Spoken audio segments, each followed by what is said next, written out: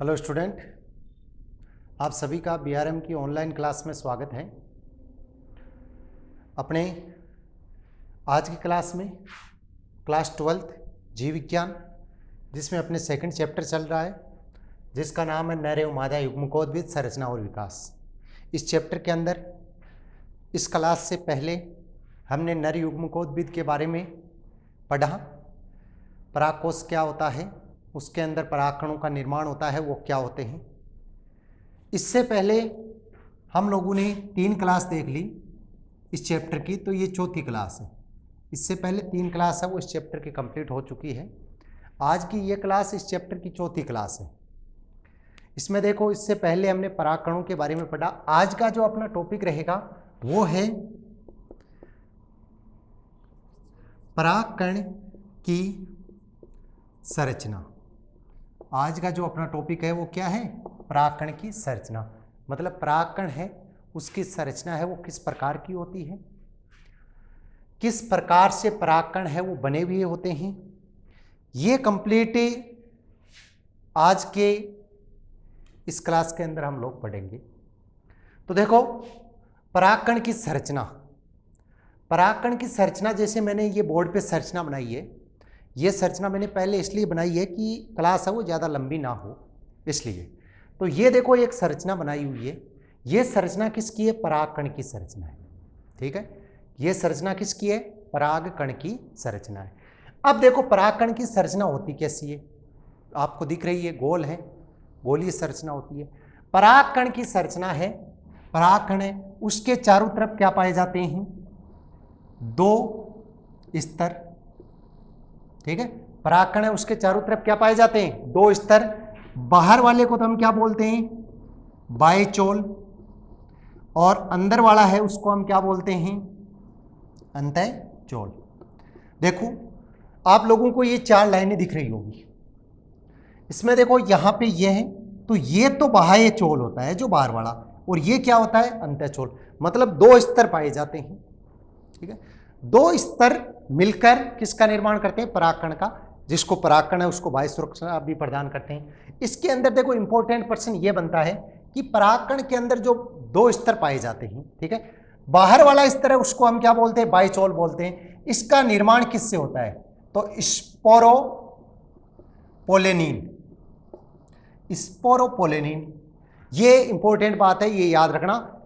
Sporopollenin नामक पदार्थ का बना हुआ होता है ये स्तर, या जो ये परत है, स्तर बोलो या इसको हम क्या बोल सकते हैं? परत बोल सकते हैं।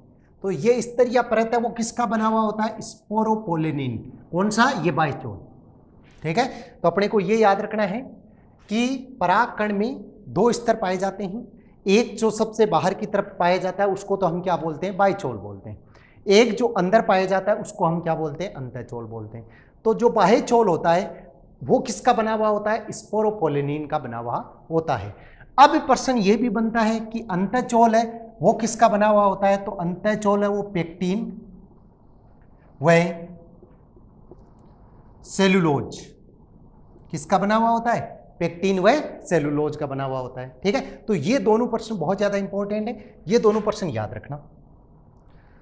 अब क्या होता है, इन दोनों स्तरों के अंदर एक तो क्या पाया जाता है? कायिक केंद्रक पाया जाता है। क्या पाया जाता है? कायिक केंद्रक पाया जाता है। और दूसरा क्या पाया जाता है? जनन केंद्र। ठीक है, दूसरा क्या पाया जाता है? जनन केंद्रक पाया जाता है। तो ये हो गई इसकी संरचना। तो देखो, इसके अंदर अपने को वर्णन कैसे करना है। आप लोगों को यदि ये प्रश्न पूछा जाता है कि परागकण है उसकी संरचना का वर्णन कीजिए, या परागकण है उसको सचित्र समझाइए, तो आप लोगों को ये संरचना दिख रही होगी। सबसे पहले तो आपको क्या करना है? ये संरचना बनाना है। ठीक है, संरचना बना ली, उसके बाद में देखो इसका वर्णन कैसे करना है।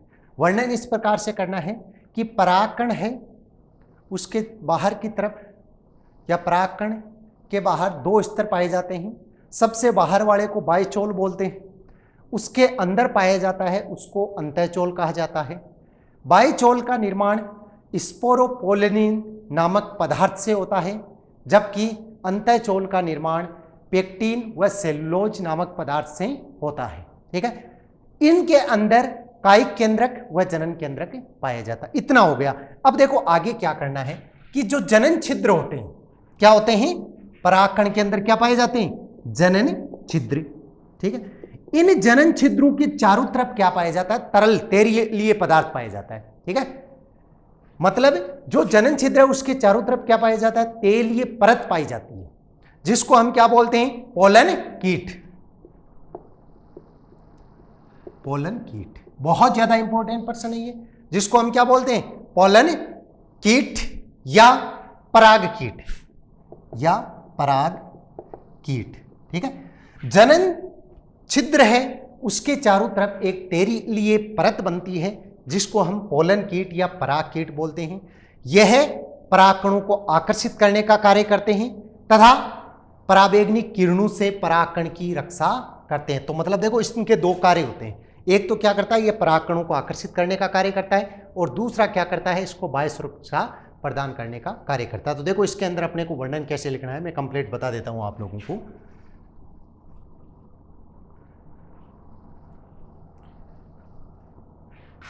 देखो सबसे पहले हमें क्या लिखना है, हेडिंग लगानी है अपने को कि परागकणों की संरचना। ठीक है, इसके अंदर देखो सबसे पहले आप लोग लिखना स्टार्ट कर देना कि परागकण है उसके बाहर की तरफ दो स्तर पाए जाते हैं। सबसे बाहर वाला होता है उसको बाह्यचोल बोलते हैं, और उसके अंदर होता है उसे अंतःचोल बोलते हैं।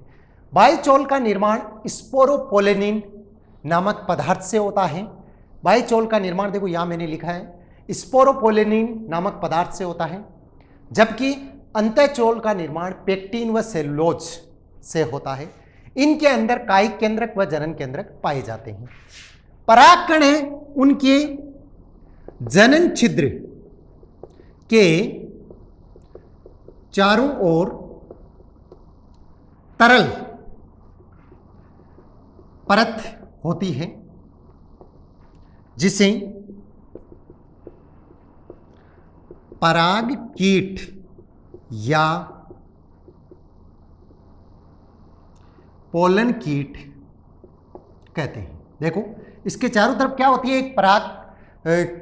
एक परत पाई जाती है तरल, जिसको हम क्या बोलते हैं, पराग कीट या पोलन कीट। ये कई बार परिभाषा में पूछी जाती है, मतलब कई बार क्या होता है कि केवल ये परिभाषा आ जाती है एग्जाम के अंदर, कई बार क्या होता है कि केवल ये परिभाषा आ जाती है, तो ये अपने को याद रखना है। अब इसका कार्य क्या होता है, पराग कीट या पोलन कीट है, इसका काम क्या होता है, इसके मुख्य रूप से दो कार्य होते हैं। पहला तो क्या होता है कि कीटों को आकर्षित करना, मतलब ये इस प्रकार की एक गंध छोड़ती है जिससे क्या होता है कि कीट है वो आकर्षित होते हैं। ठीक है, तो पहला काम तो इसका क्या होता है कि कीटों को आकर्षित करना, और दूसरा कार्य क्या होता है कि पराबैंगनी किरणों से परागकण की रक्षा करना। किससे रक्षा करना, पराबैंगनी किरणों से परागकण की रक्षा करना। अब क्या होता है, एक परिभाषा और बनती है कि कई ऐसे पादप होते हैं अपवाद स्वरूप, जिनमें क्या होता है कि कुछ परागकण आपस में मिलकर एक विशिष्ट संरचना बनाते हैं, जिसको हम क्या बोलते हैं, पराग पिंड बोलते हैं। ये याद रखना, पराग पिंड किसको बोलते हैं हम, कि कुछ पादपों में, जैसे उदाहरण के अंदर आप लिख सकते हो आंख, उदाहरण में क्या लिख सकते हो, आंख लिख सकते हो। कुछ पादपों में परागकण एक विशिष्ट, मतलब अनेक परागकण है वो मिलकर एक विशिष्ट संरचना का निर्माण करते हैं, जिसे हम पराग पिंड बोलते हैं। जैसे उदाहरण के रूप में हम लिख सकते हैं आंख, पराग पिंड या पोलिनियम, पोलिनियम इसका दूसरा नाम होता है। ठीक है, पराग पिंड या इसका दूसरा नाम क्या होता है, पोलिनियम होता है। तो अब देखो एक बार दोबारा पूरा कंप्लीट ये साथ में समझ लेना आप लोग कि किस प्रकार से वर्णन लिखना है। सबसे पहले आप लोगों को क्या बनानी है, संरचना बनानी है। ठीक है, संरचना बना ली, उसके हेडिंग लगा ली, परागकण की संरचना, ये चित्र बना लिया। अब वर्णन में क्या लिखना है कि परागकण है उसके बाहर की तरफ दो स्तर पाए जाते हैं। सबसे बाहर वाले स्तर को बाह्यचोल बोलते हैं, और उसके अंदर पाया जाता है उसे अंतःचोल बोलते हैं। बाह्यचोल का निर्माण स्पोरोपोलेनिन नामक पदार्थ से होता है, जबकि अंतःचोल का निर्माण पेक्टिन व सेलुलोज से होता है। इनके अंदर कायिक केंद्रक व जनन केंद्रक पाया जाता है। परागी कण है उनके जनन छिद्र होते हैं, उनके चारों तरफ एक तरल परत बनती है, जिसे हम पराग कीट या पोलन कीट बोलते हैं। परागकण के जनन छिद्रों के चारों तरफ एक परत का निर्माण होता है जिसे हम पराग कीट या पोलन कीट बोलते हैं। इसका प्रमुख कार्य कीटों को आकर्षित करना।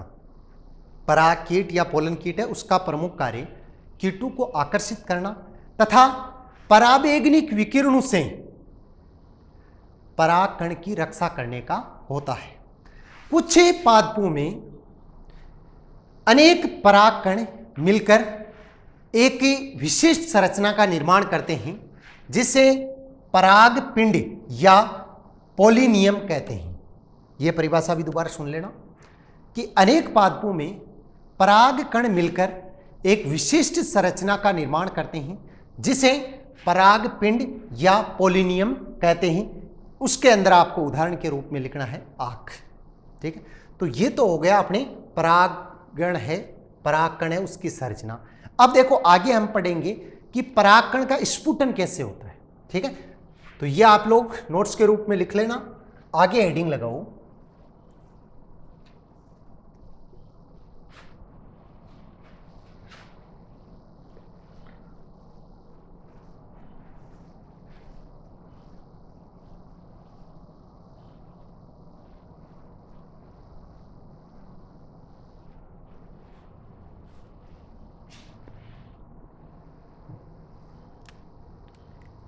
हेडिंग लगानी है अपने को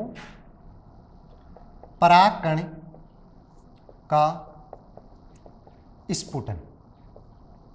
ठीक है, हेडिंग क्या लगानी है? परागकण का स्फुटन। ठीक है, किस प्रकार से होता है तो देखो पहले मैं समझा देता हूं कि हमने पढ़ा परागकोश। हमने क्या पढ़ा? परागकोश पढ़ा। परागकोश है, उसके अंदर कितने स्तर पाए जाते हैं? 4 स्तर पाए जाते हैं। कौन कौन से होता है? बाह्यस्तर, अंतःस्थिशियम और मध्य स्तर और टेपिटम। क्या होता है कि परागकोश होता है, उसके कितने स्तर पाए जाते हैं? 4। परागकोश में किसका निर्माण होता है? परागकण का निर्माण होता है। ठीक है, तो देखो परागकणों का स्फुटन कैसे होता है, ध्यान से समझना। परागकोश में 4 स्तर पाए जाते हैं। ठीक है, अब क्या होता है, जैसे मान लो कि ये परागकोश है, इसके अंदर ये क्या है? परागकण है। ठीक है, इसके अंदर ये क्या है? परागकण है। अब देखो इसमें क्या है कि जैसे 2, 3 और ये 4, अंदर वाला क्या है? परागकण है। ये अंदर वाला परागकण है, ये टेपिटम है। ठीक है, ये मध्य स्तर है, ये अंतःस्थिशियम है और ये है बाह्य स्तर। तो ये चारों है, ये तो क्या है? परागकोश है, परागकोश के स्तर है। ठीक है, ये चारों तो क्या है? परागकोश के स्तर है। और जो सबसे अंदर है वो क्या है?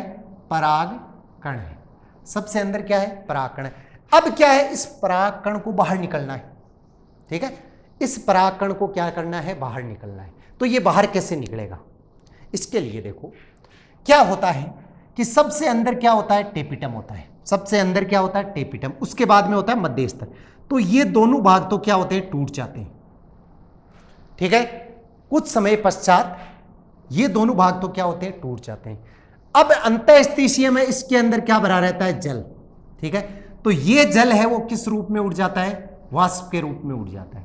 ये जल किस रूप में बाहर निकल जाता है? वाष्प के रूप में बाहर निकल जाता है। और बचता है अंतिम स्तर, बाह्य स्तर, जिसको तोड़कर ये परागकण क्या करते हैं? बाहर निकलते हैं। ठीक है, ये क्या करते हैं? बाहर निकलते हैं, जिसको हम क्या बोलते हैं? परागकणों का स्फुटन। ये अनेक प्रकार से होता है परागकणों का स्फुटन, ये हम पढ़ेंगे। तो अब देखो अपने को सबसे पहले ये हेडिंग लगा लिया हमने कि परागकणों का स्फुटन। इसके अंदर अपने को ये लिखना है, इसका वर्णन है। वर्णन कैसे लिखना है कि परागकोश में 4 स्तर पाए जाते हैं, बाह्य स्तर, अंतःस्थिशियम, मध्य स्तर व टेपिटियम। जब परागकणों का स्फुटन होता है तो मध्य स्तर व टेपिटम पहले ही नष्ट हो जाता है, जबकि अंतःस्थिशियम में जल उपस्थित होता है जो वाष्प के रूप में उड़ता है, और वाष्प के रूप में उड़ता है तो ये परत अपने आप टूट जाती है। ठीक है, और बाह्य स्तर को तोड़कर परागकण वो बाहर निकलता है। ये 4 प्रकार से बाहर निकलता है। मतलब परागकणों, ये इतना वर्णन लिख दिया। आगे देखो, आगे अपने को ये लिखना है कि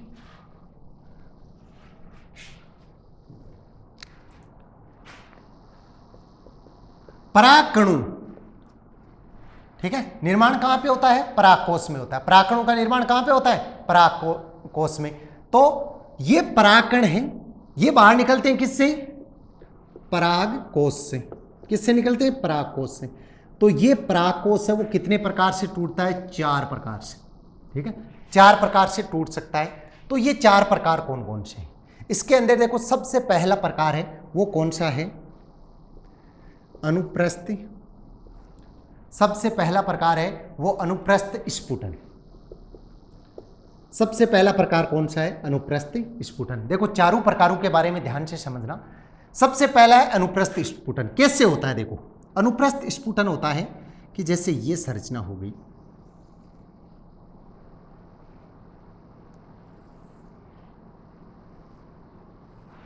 किसकी हो गई? परागकोश।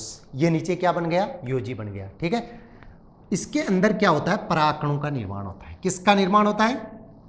परागकणों का निर्माण होता है। यदि ये परागकण यहां से टूटता है, परागकोश यहां से स्फुटित होता है, तो उसको हम क्या बोलते हैं? अनुप्रस्थ स्फुटन।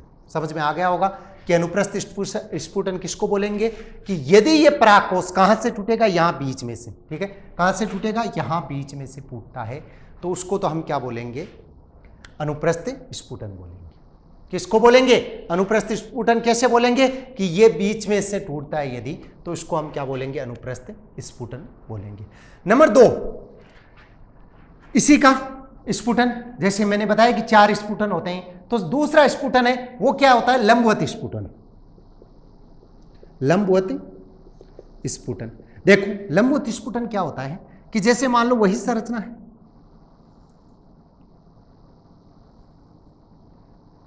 ये संरचना हो गई। ठीक है, ये संरचना हो गई, ये क्या हो गई? लंबवत संरचना हो गई। अब यदि ये जैसे यहां से टूट जाता है बीच में से, यहां से ऐसे ऐसे निकलता है परागकण, ठीक है, तो उसको हम क्या बोलेंगे? लंबवत स्फुटन। अब जैसे इसका कुछ उदाहरण भी है कि अनुप्रस्थ स्फुटन है वो किसके अंदर होता है? तो तुलसी होता है, तुलसी, उसके अंदर क्या होता है? अनुप्रस्थ स्फुटन होता है। तो ये उदाहरण अपने को याद रखना है कि तुलसी में अनुप्रस्थ स्फुटन होता है, और लंबवत किस में होता है? कपास के अंदर होता है। लंबवत स्फुटन किसके अंदर होता है? कपास के अंदर होता है। अब नंबर आता है 3 नंबर, छिद्रमय। ठीक है, 3 नंबर है वो है छिद्रमय। देखो किस प्रकार से होता है, वही देखते हैं। ये बनाते हैं संरचना, ये बन गया संरचना परागकोश की। अब देखो, इसका दूसरा नाम होता है शिरस्थ स्फुटन भी होता है। इसको हम छिद्रमय स्फुटन भी बोल सकते हैं और शिरस्थ स्फुटन भी बोल सकते हैं। मतलब यहां से यदि परागकण बाहर निकलते हैं, यहां से यदि परागकण बाहर निकलते हैं, तो उसको हम क्या बोलते हैं? छिद्रमय स्फुटन, या इसको हम बोलते हैं शिरस्थ स्फुटन। और इसका उदाहरण होता है वो क्या होता है? मकोई। इसका उदाहरण क्या होता है? मकोई होता है। ठीक है, मतलब यदि शीर्ष भाग, जो सबसे ऊपर का भाग होता है, शिरस्थ स्फुटन भी इसका दूसरा नाम होता है, या छिद्रमय, तो यहां पे एक छिद्र बनता है और उससे क्या होता है? ये बाहर निकल जाते हैं, तो उसको हम क्या बोलते हैं? शिरस्थ या छिद्रमय। और अंतिम है कपाटीय, 4 नंबर, कपाटीय स्फुटन। देखो ये कैसे बनता है कपाटीय स्फुटन? कि जैसे मान लो कि ये संरचना है किसकी? ठीक है, ये बन गई संरचना, हो गया। ठीक है, अब क्या होगा कि इसमें 2 कपाट बनेंगे। ये क्या बनेंगे? 2 कपाट बनेंगे, और इन कपाटों से यदि ये परागकण बाहर निकलेंगे, तो उसको हम क्या बोलेंगे? कपाटीय। ये होता है बारबेरिस। उदाहरण है वो क्या होता है? बारबेरिस। मतलब बारबेरिस के अंदर क्या होती है? ये प्रक्रिया पाई जाती है। ठीक है, और इसमें क्या बनते हैं कि जैसे ये 2 कपाट बन गए और इन कपाटों से ये परागकण है वो बाहर निकल जाते हैं, तो उसको हम क्या बोलेंगे? कपाटीय। ठीक है। होता क्या है, कपाटी हो गया, ये किस प्रकार से होगा, मतलब ये बाहर निकल रहा है कपाटों से। समझ में आ गया होगा। दोबारा देखना एक बार कि पराग कणों का स्फुटन, हेडिंग हो गया, ठीक है। पराग कोश में 4 स्तर पाए जाते हैं, पराग कोश में 4 स्तर पाए जाते हैं। सबसे अंदर टेपिटम होता है, उसके बाहर मध्य स्तर होता है, उसके बाहर अंतःस्थिशियम होता है और सबसे बाहर बाह्य स्तर होता है। जैसे ही परागकोश का स्फुटन प्रारंभ होता है तो टेपिटम और मध्य स्तर है वो धीरे धीरे नष्ट होने लग जाता है और अंतःस्थिशियम के अंदर जो जल होता है वो वाष्प के रूप में उड़ जाता है और वो जल जब वाष्प के रूप में उड़ता है तभी परागकण बाहर निकलने की कोशिश करता है और उसका स्फुटन, परागकोश है उसका स्फुटन कितने प्रकार से हो सकता है, 4 प्रकार से हो सकता है, ठीक है। जब वो बाहर निकलने की कोशिश करता है तो परागकोश से उसका स्फुटन कितने प्रकार से हो सकता है, 4 प्रकार से हो सकता है। अब ये 4 प्रकार कौन कौन से हैं, इसमें देखो सबसे पहला प्रकार है अनुप्रस्थ स्फुटन, ठीक है। हेडिंग लगाना है अपने को अनुप्रस्थ, पहले तो ये मैंने बताया वो लिख दिया, ठीक है। उसके बाद में हेडिंग लगाना है अनुप्रस्थ स्फुटन। उसमें देखो ये चित्र भी बनाना है, ठीक है, कि इस प्रकार के स्फुटन में परागकोश है वो बीच में से इस प्रकार से, जैसे ये है परागकोश तो ये बीच में से स्फुटित होता है और परागकण बाहर निकलते हैं। ये प्रक्रिया तुलसी के अंदर होती है, तो आप इसका उदाहरण है वो क्या लिख सकते हो, तुलसी लिख सकते हो। मतलब ये प्रक्रिया किसके अंदर संपन्न होती है, तुलसी के अंदर संपन्न होती है। नेक्स्ट नंबर 2 हेडिंग लगाने हैं अपने को, लंबवत स्फुटन। चित्र बनाना है ये, इस प्रकार के स्फुटन में परागकोश लंबवत रूप से स्फुटित होता है जिसे हम लंबवत स्फुटन कहते हैं। यह प्रक्रिया किस में होती है, कपास के अंदर होती है। किस में होती है, कपास के अंदर। तो अपने को ये कपास उदाहरण लिख सकते हैं और इसका ये चित्र बना सकते हैं, ठीक है। अगला 3 नंबर होता है छिद्रमय स्फुटन, ठीक है। इसमें क्या होता है कि परागकोश, इसका दूसरा नाम होता है सिरस्थ स्फुटन, याद रखना। छिद्रमय स्फुटन है उसका दूसरा नाम क्या होता है, सिरस्थ स्फुटन होता है। तो ये भी अपने को याद रखना है कि सिरस्थ स्फुटन या छिद्रमय स्फुटन। इसमें परागकोश है सबसे ऊपर का भाग, वहां पे एक छिद्र बनता है और उस छिद्र से परागकण है वो बाहर निकल जाते हैं। एक छिद्र बनता है और उससे क्या होता है, परागकण बाहर निकल जाते हैं, तो उसको हम क्या बोलते हैं, छिद्रमय या सिरस्थ। सिरस्थ क्यों बोलेंगे, क्योंकि ये सबसे ऊपर का भाग है, ठीक है। सिरस्थ स्फुटन बोलेंगे। उदाहरण के अंदर आप क्या लिख सकते हो, मकोई लिख सकते हो। उदाहरण के अंदर आप क्या लिख सकते हो, मकोई लिख सकते हो। 4 नंबर है कपाटी स्फुटन। इसमें क्या होता है कि परागकोश में 2 कपाटों का निर्माण होता है। ये क्या बन गए, कपाट बन गए। किसका निर्माण होता है, 2 कपाटों का निर्माण होता है, ठीक है। और ये कपाट है, इन कपाटों से क्या निकलते हैं, परागकण बाहर निकलते हैं। क्या निकलते हैं, परागकण है वो बाहर निकलते हैं। कहां से, इन कपाटों से बाहर निकलते हैं। ये प्रक्रिया किस में होती है, बारबेरिस के अंदर होती है। तो इसका भी आप लोग उदाहरण लिख सकते हो। तो ये अपने टॉपिक कौन सा हो गया, परागकणों का स्फुटन, ठीक है। अपना ये टॉपिक कौन सा हो गया, परागकणों का स्फुटन। अब देखो थोड़ा समझना दोबारा एक बार, ये पूरा कंप्लीट दोबारा समझना एक बार। आज की क्लास में जो भी हमने पढ़ा है ये कंप्लीट दोबारा देखेंगे एक बार, जिससे आप लोगों को अच्छी तरह से समझ में आ जाए। हमने पढ़ा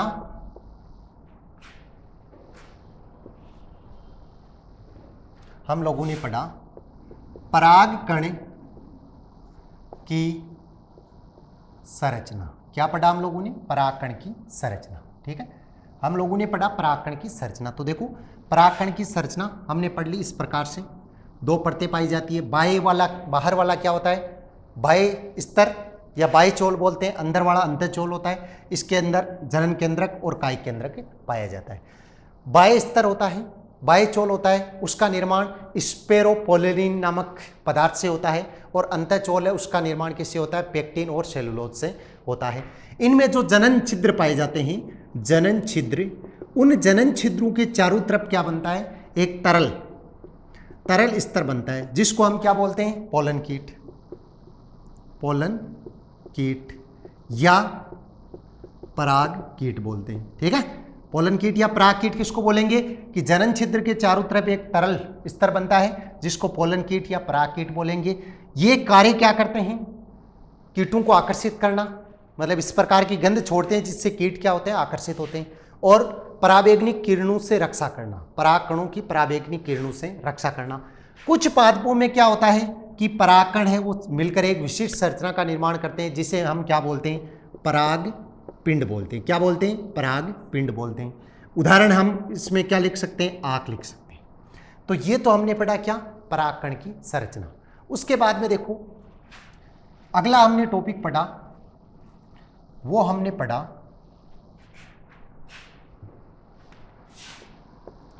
परागकणों का स्फुटन। क्या पढ़ा हम लोगों ने, परागकणों का स्फुटन, मतलब परागकण है वो किस प्रकार से स्फुटित होते हैं। तो परागकणों का स्फुटन, परागकण पाए किसके अंदर जाते हैं, परागकोश में।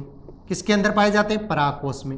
परागकोश है उसके अंदर कितने स्तर होते हैं, 4 स्तर होते हैं। ठीक है, तो इसमें देखो सबसे अंदर वाला होता है टेपिटम, उसके बाद में होता है मध्य स्तर, उसके बाद में अंतःस्थिशियम और सबसे बाहर होता है बाह्य स्तर। तो टेपिटियम और मध्य स्तर जैसे ही परागकण के स्फुटन की प्रक्रिया होती है या परागकण वृद्धि करता है, ठीक है, जैसे ही परागकण वृद्धि करना प्रारंभ करता है तो टेपिटम और मध्य स्तर है वो धीरे धीरे क्या हो जाता है, नष्ट हो जाता है। टेपिटम और मध्य स्तर क्या होता है, धीरे धीरे नष्ट हो जाता है। उसके पश्चात क्या होता है कि ये दोनों तो क्या हो जाते हैं, कंप्लीट नष्ट हो जाते हैं। कौन कौन होते हैं, टेपिटम और मध्य स्तर। अंतःस्थिशियम है उसके अंदर क्या पाया जाता है, जल पाया जाता है। तो वो जल क्या होता है, वाष्प के रूप में उड़ जाता है। किसके रूप में उड़ जाता है, वाष्प के रूप में उड़ जाता है। और ये वाष्प के रूप में उड़ता है तो वैसे ही अंतःस्थिशियम है वो भी टूटने लग जाता है। अब बचा बाह्य स्तर। उस बाह्य स्तर को तोड़ने की 4 प्रक्रियाएं होती है, मतलब 4 प्रकार से टूटता है वो। ठीक है, 4 प्रकार से। सबसे पहला अनुप्रस्थ, मतलब जैसे ये मान लो है तो यहाँ से इस प्रकार से बीच में से टूटता है तो वो तो होता है अनुप्रस्थ होता है। ठीक है, दूसरा है लंबवत, यदि ये इस प्रकार से टूटता है तो वो क्या होता है, लंबवत। और तीसरा है शिरस्थ, मतलब सबसे ऊपर का भाग है उससे टूटता है तो वो क्या होता है, शिरस्थ होता है। और चौथा है कपाटीय, मतलब इसके बीच में किसका निर्माण होता है, इस प्रकार से कपाट का निर्माण होता है तो उसको हम क्या बोलते हैं, कपाटीय बोलते हैं। ठीक है, और इनके उदाहरण जैसे मैंने सबके उदाहरण लिखाए हैं आप लोगों को, तो उदाहरण भी अपने को क्या करना है, याद रखना है। तो आज का अपना ये टॉपिक था। ठीक है, इस टॉपिक के अंदर हम लोगों ने क्या पढ़ा, जो मैंने कंप्लीट दोबारा भी बताया है। अपने देखो क्लास 12th बायोलॉजी के अंदर जो ये चैप्टर चल रहा है सेकंड, उसके अंदर अपने ये टॉपिक था, कौन सा था, परागकणों का स्फुटन। तो इस चैप्टर में अपने आधा चैप्टर ये कंप्लीट हो गया है। 2 पार्ट है इस चैप्टर के, एक तो होता है नर युग्मकोद्भिद। पहला पार्ट क्या है, नर युग्मकोद्भिद। दूसरा क्या होता है, मादा युग्मकोद्भिद। तो इसके अंदर जो नर युग्मकोद्भिद पार्ट था वो तो क्या हो गया, कंप्लीट हो गया, मतलब नर युग्मकोद्भिद है वो पूरा हो चुका है। ठीक है, अब अपने स्टार्ट होगा मादा युग्मकोद्भिद। तो मादा युग्मकोद्भिद के बारे में हम पढ़ेंगे। आप लोग नियमित रूप से इन क्लासों से जुड़े हुए रहिए, जिससे क्या है कि आप लोगों को ज़्यादा से ज़्यादा बेनिफिट हो, और अपने जितने भी साथ पढ़ने वाले हैं उनको भी इन ऑनलाइन क्लासों के बारे में बताइए, जिससे वो भी इन ऑनलाइन क्लासों का लाभ उठा सकें। बीआरएम स्कूल के द्वारा नियमित रूप से ये ऑनलाइन क्लासें हैं वो चल रही है, तो आप लोग ज़्यादा से ज़्यादा इन क्लासों का लाभ उठाइए। आगे इससे आगे हैं, हम आगे की क्लास के अंदर पढ़ेंगे